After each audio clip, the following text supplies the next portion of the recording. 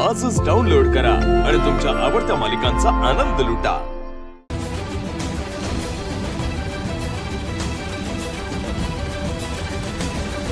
Excuse me. Yes sir. आज काही नवीन admission झालेत का? हां हो, आज 2 नवीन ॲडमिशन झाली आहेत। ग्रेट। मला प्लीज नावं सांगा ना त्यांची। हां मी चेक करते। राधा कारेकर आणि संभू जगताप।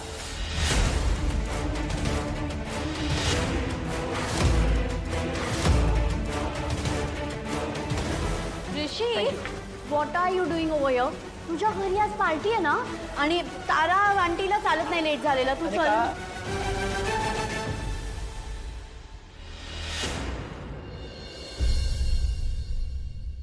आज सर बोलावलं तुम्ही?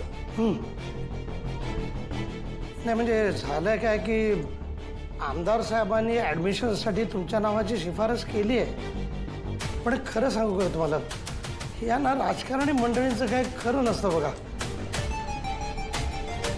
आणि झालंय काय की त्यांनी तुम्हाला शिफारस केली म्हणून सांगितलं आणि तुम्ही देखील लगेच बॅगा उचलून इकडे आलात। म्हणजे मला काय म्हणायचं की येण्यापूर्वी एक कॉल केला असता तर बरं झालं असतं ना। म्हणजे मॅडम, आपण यांना आपल्या कॉलेजमध्ये ॲडमिशन नाही देऊ शकत। सर पण अचानक काय झालं?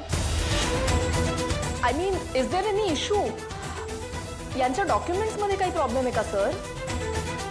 साधना मॅडम, आपण यांना ॲडमिशन्स देऊ शकत नाही आहोत। अहो जर सीट्सच अवेलेबल नाही तर आपण कुठून देणार ॲडमिशन?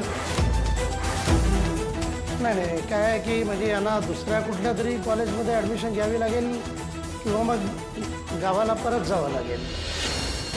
सर आओ, असं का बोलायलाय? आम्ही गावाकडे परत नाही जाऊ शकत।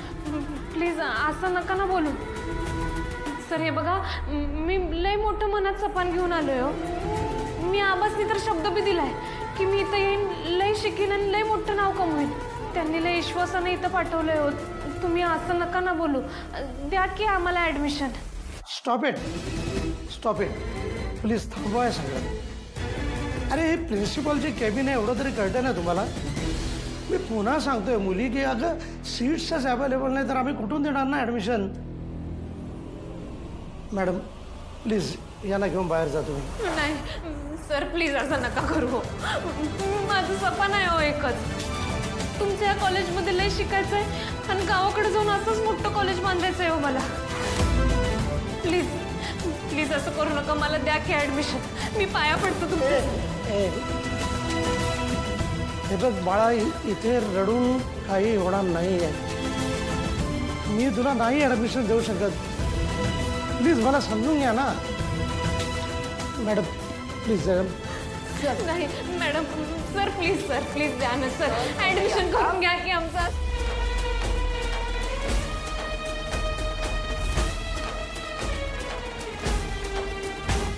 सपान फुलले होते कमळी, हिणग्या पुढ्यात आल्या ओळखीच्या या वाटा।